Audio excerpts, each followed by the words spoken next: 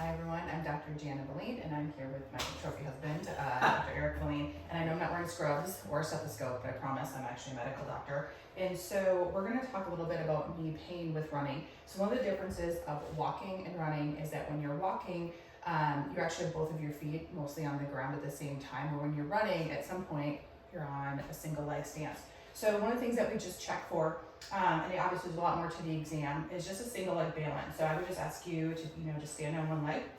Some of the things we're looking for here, so if you can't stand on one leg, you should really go through some kind of training protocol so you can do that before you try running. And so what I'm looking for is stability of the ankle. So sometimes people have too much stiffness, sometimes they have too much mobility from prior ankle sprains. We're also looking at the foot, like is the foot actually able to grip the ground and be stable? So there's some different tests for foot strength as well. You can take a break for a second. So that's one thing we're looking for. It's kind of looking at just the overall kind of balance, proprioception, where you are in space. The next is a single leg balance or a single leg squat test. So I'm gonna ask them to just go ahead and do a single leg squat. And coming back up. And actually bend that other knee. Kind of behind you, put your knees together. And now do a single leg squat. So again, some of the things we're looking for here is I'm watching the foot, what's the foot strength, what's the ankle mobility. We're watching how the knee actually tracks. So everyone's kind of been taught never to go, knee over toes, but that's all within context of the rest of someone's body and what they're able to do. So I'm actually watching their alignment. So go ahead and do a single leg squat again. Is the knee tracking correctly? Is it collapsing in? And are they able to come back up? And if you can't do a number of single leg squats properly, again, you're not going to have the strength every time you stand on that leg in the stance phase to start running. Other things we're watching for is just, are they leaning, way forward in order to get themselves into a single leg squat? Are they wobbling all over? You'll watch some people lean way forward in order to get themselves down. So we're kind of being able to try and figure out, okay, ankle foot problem. Is it actually the knee itself?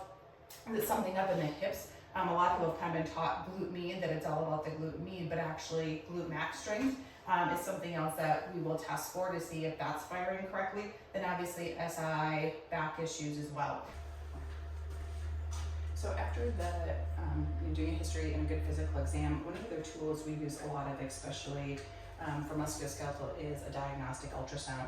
So with the knee, the nice thing is you can actually take, someone's history, again, what you're seeing, and you can actually look for different findings on the ultrasound. So we can actually look at the quadriceps tendon, we can look at its insertion, you can actually check the muscle as well. You can look at the patellar tendon, so it's usually a common one runners will have, jumpers, is they'll talk about the patellar tendon. And sometimes that's the problem, sometimes it's the only problem, a lot of times there's other things going on, but it's actually something that we can actually scan it and see, is there tendinopathy, is there partial tears, there's a fat pad below it that everyone's supposed to have, and so we can check that.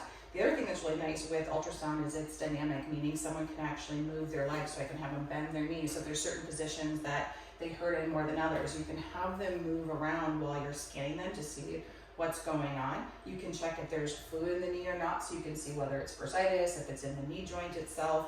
You can actually scan and look at the outer edges of the meniscus. You can check ligaments, ligament stability.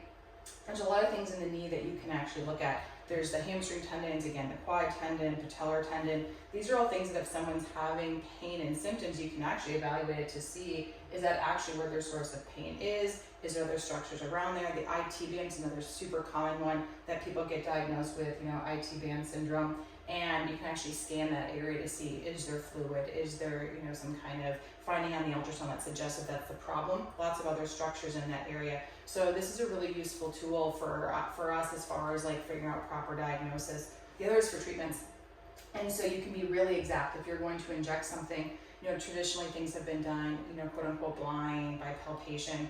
And you're probably not as accurate as you think. The studies show that. And so, especially something like the patellar tendon, you can actually see where it is. You can see the areas of damage. You can put your needle right into that and actually follow it. So when you're using different products, so we have some that have no downtime, they're not steroid, you walk out of here, you can do whatever you want. You can inject different areas to calm the pain down, allow people to return to their activities. There's things called prolotherapy and PRP. So if we saw, some, partial tears in this patellar tendon, tendinopathy, you can use those products, inject them directly in there to stimulate the body's natural healing response.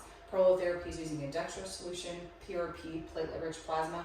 Draw your blood, spin it down, take those platelets. Again, if you're going to use that, you want to be very exact. that doesn't always mean you only treat one area. So being exact with where you're injecting means you want to hit the areas that need to be injected, but also we're comprehensive, meaning things that are supporting that patellar tendon. If we're finding things on exam or ultrasound, might also need to be injected to help. So that is kind of the quick 101 on knee pain with hiking and running.